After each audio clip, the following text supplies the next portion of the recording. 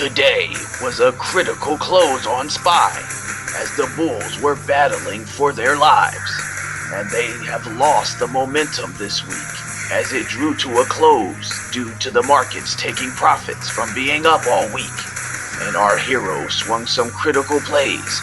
Would SPY recover, and how did our heroes fare in the battle against the SPY gods? Find out on this exciting episode of Trading BULLS Z.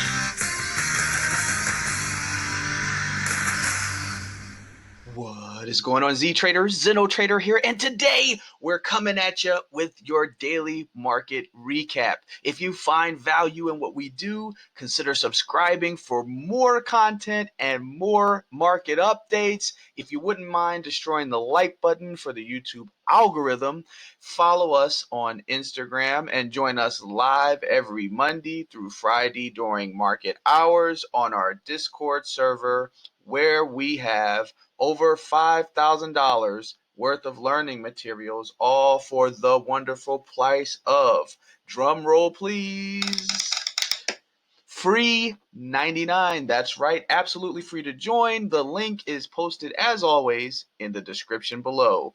Be there or be square. Lastly, remember, this is not investment advice. This is for educational purposes only. Do not hop into anything we discuss here without your own due diligence, as these are not trading signals, but rather my thoughts on specific securities. So, ladies and gentlemen, with that out of the way, let us get into it today. So, SPY. First of all, the Dow Jones was only down eight points and some change. People thought that there was going to be a huge dump today because of the 3-day weekend, and I had totally forgot about that, because Monday is going to be Memorial Day.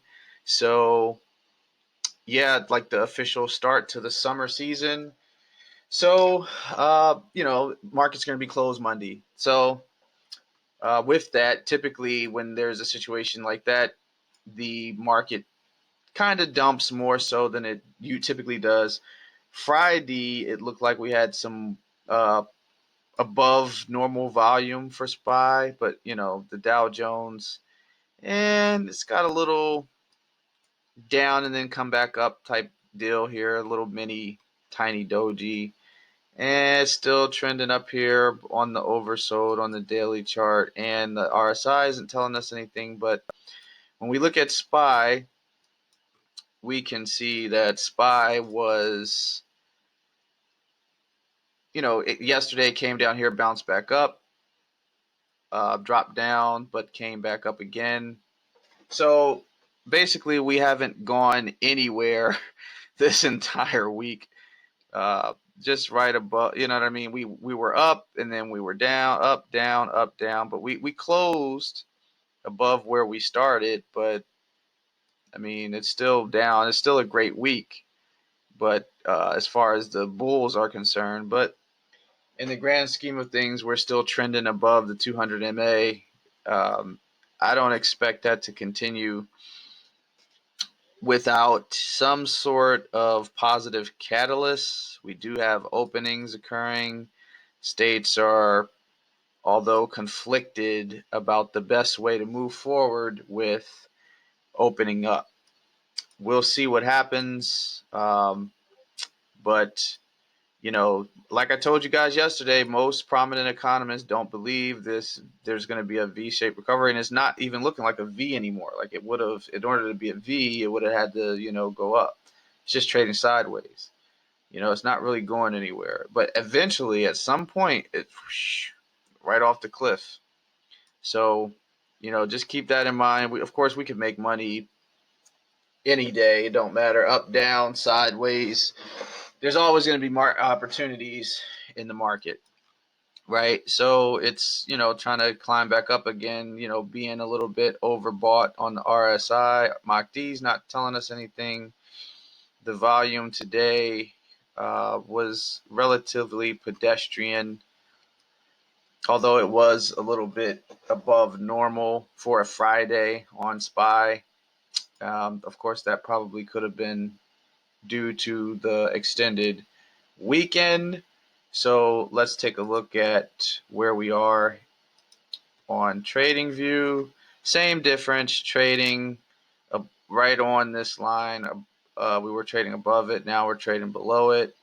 So we're just, pretty much sticking. Look at this. I mean, this is just nuts, right? Just all this chop, not going anywhere. It came down, but like, nope, we're going to back up, come down, and then go back up, hit the line. Like I told you, at some point, this is going to have to end one way or the other. There's a big resistance right here, so I don't believe we'll go above this. As you can see, what price level is that? What is that? 296.91. So 297. Let's call that. And then, of course, once we get below, what is this? 291.73. It's pretty much game over for this little sideways trend here. So that's where you want to basically look for puts around here. If you want looking for calls, anything above this, I don't believe we'll get there though, because there's no, like I said, there's no economic pop. There's no catalyst for us to beat. Like, we have no business up here, right? So that's, I don't believe that's going to happen. So economic data that is going to be coming out next week. Today wasn't really anything significant or of, just a lot of speculative stuff. We got let's take a look at next week.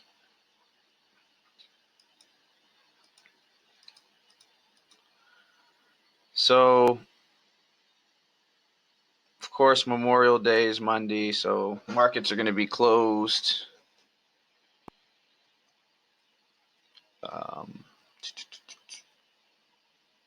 Tuesday, let's see what we got.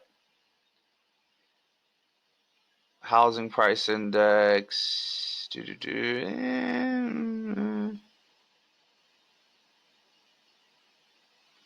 New home sales. Okay. Consumer confidence.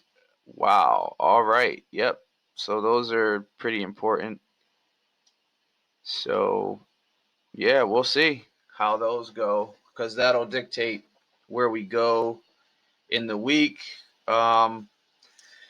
With the fact that today, we had we squeaked out a measly gain on SPY. It was only about 56, 0.56. That's,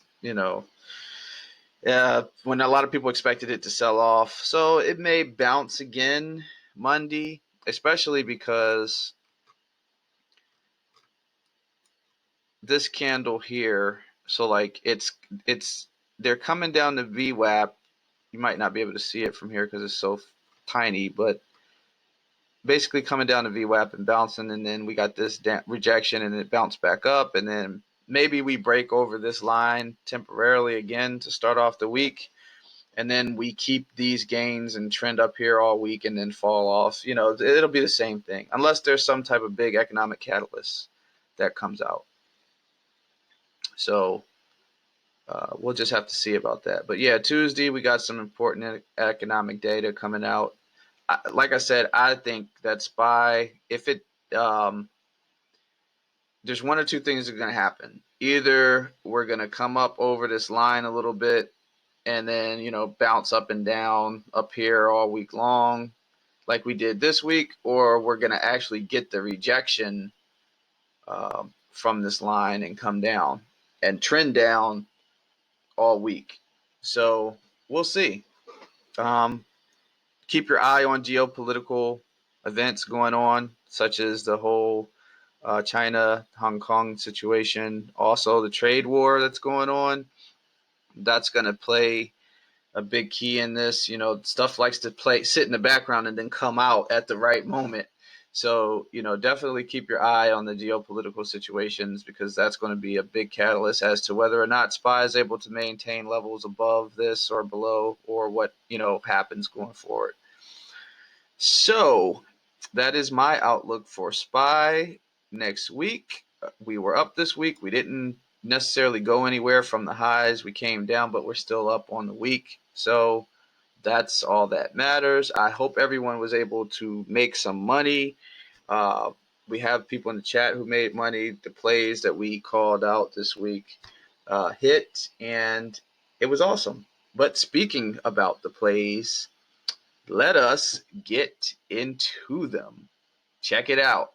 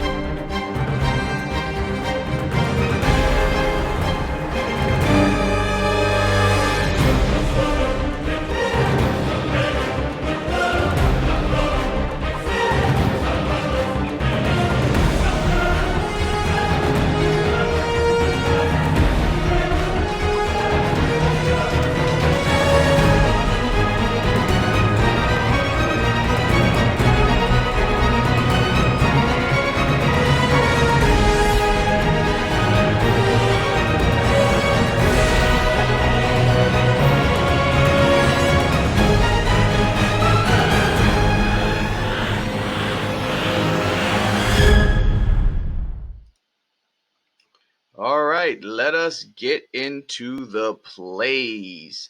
It's no secret by now. My dark horse pick for earnings this week was BJ's, and look at this. Yesterday and today, just going to the freaking moon. Ridiculous. And we got out. It's funny, when we first initially called this play, we got in, made a little bit of money, saw that it was going down, cut bait, took profits. And then the day after that, boom, to the freaking moon. Paper towel hands, man. And of course, as soon as we get out, this is what happens, right? So I got out earlier. And the thing is, I was like, I'm not going to let this play get away from me, right? And I saw that they were starting to have a continuation today. I got in early, but I didn't get in as early as I wanted to, because TOS was a POS, right, today. And I missed a couple of scalps that could have made me an extra $3,000 today. But, it just really gets me angry sometimes. Like, these platforms, sometimes they can go out when you're about to strike gold, or you need to get out of a play, or something happens, and then boom, you get clapped. Or fortunately in this scenario, I didn't lose any money. I just didn't make money I could have made because of it. I know that I've been through situations, though, where I have lost money on a trade because of that. So yeah, it's nice. Technology is wonderful when it works. But so yeah, that's BJ's. I was able to catch a little bit of this today, so that was nice. Baba, she's next. Baba got clapped today. She had earnings before the bell.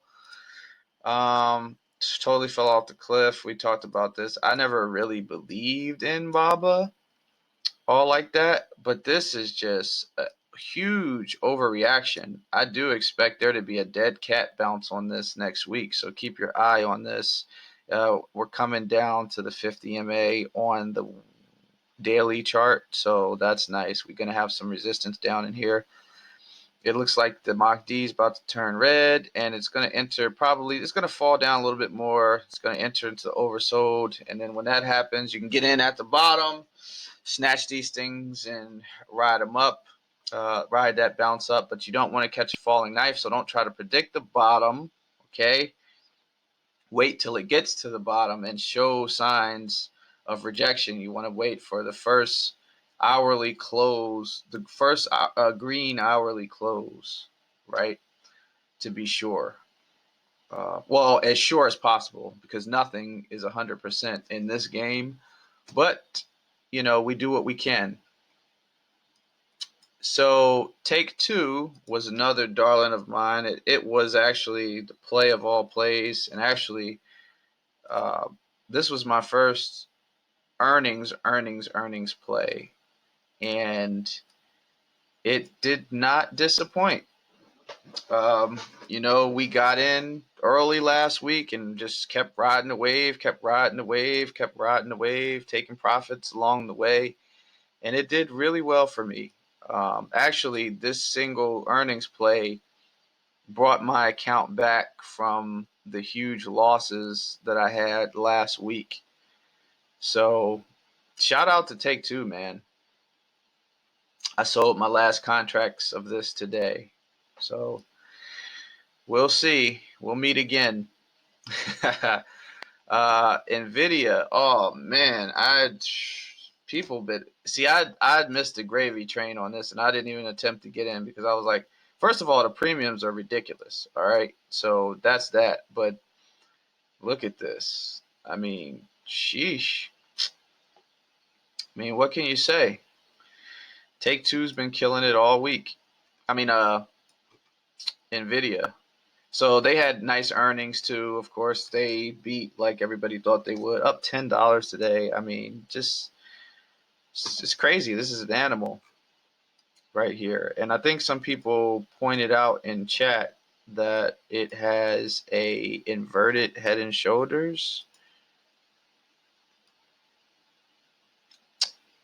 Okay. On the weekly chart, on the 5-day chart, I'm sorry. Yeah. So, okay. I'll buy that. And then we got this here going on too. Yeah. I wouldn't be surprised. Let's see something.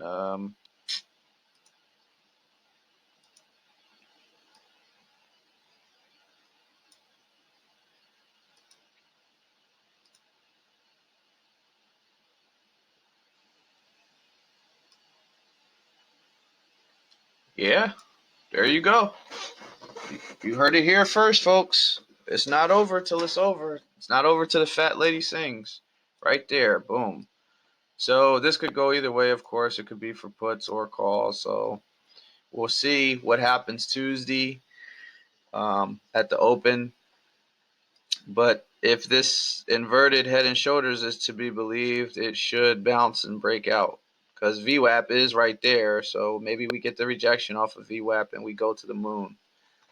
Keep a lookout for this. Even I might play this. I got to find a contract that's reasonable to get in though, because these contracts are very unreasonable. Shout out to the chat today. We got some plays from chat that were really nice as well. These were swing earnings plays for next week, specifically Salesforce and Costco. So let us look at CRM first. So Salesforce. I like Salesforce because they are business software that allows integration and communication with your clients, right? And that's very important, especially these days with not being able to do a lot of things in person. So, like every other pre-earning stuff, we got some channeling over. Not really going anywhere special, not doing anything of note, just kind of chopping along here. Right? But we as traders like to take advantage of the IV run up to earnings, which is exactly what we're going to be doing today. I grabbed some of these, and they're up so far. We'll see what we got going on. If you want to get in on this, we're at this. We're in the middle of the channel. I don't like channel buying. I bought like when we were somewhere in here, closer to the bottom. I typically don't do that, but I knew I'm gonna be holding this for a week. So obviously I anticipated to go up, so it didn't matter. But typically I would like to have bought at the rejection of this support level, or a bounce from this support level. But anyway, if you do want to get in, that's where I would say to get in. Like, maybe it comes back down. If it doesn't, you can look for calls over 181, because that's the last level. And then remember too, you got a double touch of an area. So typically the second time it'll break out a lot of times. So that's something you want to watch too. But, because this level is above the initial resistance level, you got to be careful, because even if it breaks this, it can still hit this and reject. So, I would say comfortably get in calls over 182.62 if you decide to, play the IV. That way, we broke these resistance levels. And make sure it has volume. Yeah, see, the earnings is right here. Boom. Yeah, this is next week. This should be a nice little piece of change right here. The other thing is Costco. So this is going to be similar to the BJ's play that we got in. So I learned from that play. So we're not going to have paper towel hands this time. We're going to have diamond hands. We got into this play as well. As you can see, chopping along, not really doing nothing. Last earnings, oof, I don't like that. That's not looking too good. But, this earnings may be different because of all the impulse buying, because of the situation. Don't want to get demonetized, but you get the drift. So, a lot of wholesale buying, a lot of bulk buying, can't find stuff, in other places. They were, rumor has it that they were on fire this quarter, but they were exposing their workers to like some health risks that people weren't too happy about, but they were, during these times, they were, killing it. So I expect that their earnings should be okay. If you want some entries,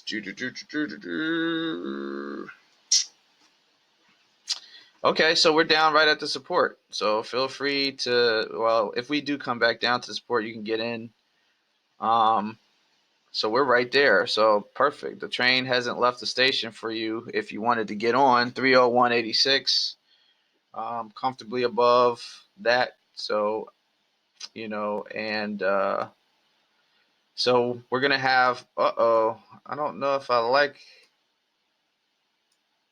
this though, because, well, it's a difference between a touch and trending. So 1, 2, 3. I don't know, folks. We talk about the 4 horsemen of the apocalypse, and we got a touch here. We got a touch here, and we got one here. They're all in the same area. And even though they're not on the same level, I don't like that they're in the same area. I don't know. We'll see. But regardless, we're going to obviously take profits on the way up. We're just playing the IV run up. It's not like if we see anything crazy, we're going to cut bait, obviously. But the idea of this is not to hold on for earnings, but rather play the IV run up to earnings. And by that time, you should have accumulated the profit, and you could just hold, if you want to swing 2 or 3 contracts for earnings, even if those contracts go to zero, you've still made all your money. So you're playing with house money at that point. That's what you're supposed to do. This is making me nervous. I don't like this at all. But they're not on the same level technically, so I don't know. Maybe we can escape that. The 4 horsemen of the apocalypse. But we'll keep an eye on that. It's something to watch out for. All right, so we have looked at the plays. Let's take a look at our P&L to see how we did today. All right, so today was a flawless day. No red trades. This was an overall good week for me. Came back from the brink. Last week was, whew, oh man, it's crazy. It's a difference. What a difference a week makes. Changing your strategy, studying, refining your process, being sharper with your executions. So BJ's got in, took advantage of that little run up there. Costco, this is a swing trade play that we're doing. CRM swing trade, got in, a little bit earlier when they called it out in chat. Take two. This was the end of an era, man. This was a swing, got out of. She really, pulled her weight all this week. She was doing the thing. And so I'm going to still keep my eye on it. But, shout out to Take Two, man. It really helped out tremendously. So, and to that end, let's see. I want to show you guys something. Because like I told you, this was my first foray into like swing trading. So, hold on. So, like I said, Take Two was legit. And just to drive that point home a little bit further, this is Take Two Interactive P&L, right? The day P&L, the yearly P&L, right? So this week, I was able to make $13,950 this week, right? I haven't played Take Two this year other than this week. This was the first time I ever played them. But year to date, this week, boom. There we have it. So, yeah, they bought me back. And next week, if, crossing my fingers, if things continue, we'll be back green on the year, right? So last week was really bad. So we got down to where we were red on the year. And that was a very trying time. But we came back. And so we're right on the bleeding edge of being positive on the year. That's going to be a big, big moment. So I'm going to share that with you guys when it happens. I think I'm only down like $1,500 on the year. So once we overcome that hurdle, we got nothing but blue skies in front of us. Of course, it'll always be challenges, but we'll meet them and we'll come back. The important thing is never give up. Risk management. You don't want to go in too bigly, regardless of whether you think the position's going to win or not, or how confident you are, because your confidence can betray you. And, trading is really tough. So, the idea is you have to stay around long enough to keep trading, right? So this is just what we got to do. All right, so that concludes our segment on the plays. Now let us get to the questions.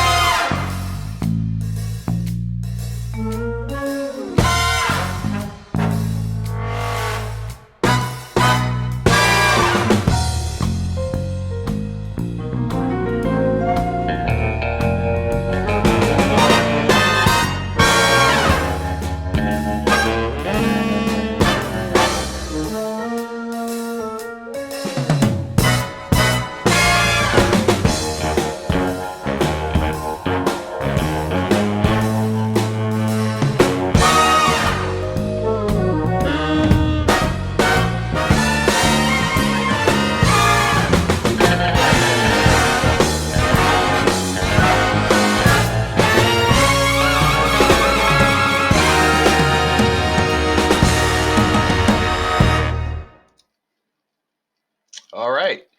So, shameless plug. Remember, it's free 99 to join our Discord server. We're there Monday through Friday, market hours. The link is in the description below. So, let's get to it. Jay asks, what does the Fed actually do to help the stock market?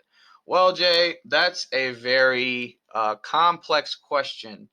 Basically, the short answer is that they print money. But people hear that and they're like, okay, what does that mean? All right, well, they control the money supply. So essentially, when there's excess supplies, they can rein that in by raising interest rates. And when they want to increase the money supply, they can decrease interest rates.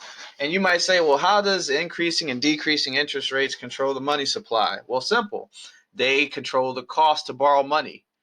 And if it's more expensive to borrow money, people are less inclined to do so. Businesses, government agencies, all across the board, doesn't matter.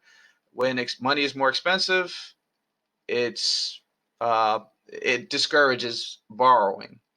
When money is cheaper, it encourages borrowing. So typically, after a disaster or a economic downturn, the Fed will lower interest rates to basically encourage borrowing to increase the money supply and get people spending money, because our economy is based on consumerism. So we need to consume an ever increasing amount of goods and services to sustain certain growth levels. But I will point out, though, that as the economy expands, the GDP growth every year is not equivalent. And so what I mean by that is back in the 80s and 90s, when GDP was like, $10 trillion, 3% of 10 trillion is not like today where we have to grow at 3% of like 20 something trillion. So you can see how over time that target of 3% growth, 2 or 3% growth, becomes problematic because it requires more and more output and more consumption. And at some point, that there's going to come a point where even all of our output and all of our consumption is not going to be able to equal 2 or 3% of GDP, right? So yeah, that's basically the short answer. But and there's some problematic implications with the way that our country's monetary system is established, and that's a topic for another video. We don't even have time to even begin to get into the implications of that. But yeah, sure. So that is the answer to your question. The other thing, they also have other tools that they can do. They can buy, other debts, and they can manipulate things in certain ways. And so they've recently started buying junk bonds. Well, they said they were going to buy junk bonds, and what that means is basically they put qualifiers on it, so it's not junk bonds in the traditional sense of the way we think of junk bonds, but they're still considered junk bonds because they're not the grade A quality, and they still have a chance to go. Those companies still have uh, likelihoods, although not extremely likely, to go under, leaving the federal government or the taxpayers holding the bag. So junk bonds are basically companies. Let me back up. Companies issue IOUs in the form of bonds. Typically, corporate investors or retail investors buy those bonds. Companies issue bonds to raise money for whatever expansion, and they have a credit score or credit rating, just like me and you, right? And what happens is they get rated on their credit based on their credit worthiness, their ability, their balance sheet, their liabilities and assets, and net worth and other factors that are taken into consideration. And they get credit ratings like AAA is the highest, and then you got triple Bs, and then triple Cs, and so on. But it's 3-2-1 basically. So it's AAA, double A, single A, and then triple B, double B, single B, and so forth. So the Fed is going to be buying bonds that are, I think, triple Bs, which would, to retail investors, be considered riskier for the government to be taken on. And then they also said that one of the other qualifications is that the companies that they're going to be buying junk bonds for would have needed to have, A or AAA, double or AAA ratings before these recent events occurred. So in order to access, to get the Fed to buy these bonds, and the Fed has to be careful with this because if they don't want to take on debt, they don't want to lend companies money that are likely to default because they're not going to, taxpayers are going to be out of money, right? So it could get real complicated, but and we don't have time to go over everything in this video. But basically, that's the long and short of it, right? So that's all the time we have for today. Remember, folks, plan your trades and trade your plan. Bulls make money, bears make money, and pigs get slaughtered. Don't forget to subscribe and hit the notification button so you never miss an episode. Follow us on Instagram and join our Discord chat. We are live until 5, and we do something before 2 something. The links are in the description below. Until next time, XenoTrader out. Today, it looks as if our heroes were able to defeat the market gods. And we are up on the week, as is the market. And the market closed above a critical support level. But will the momentum continue? And who will arise victorious next week? The Bulls or the Bears? Find out on the next exciting episode of Trading BULLS Z.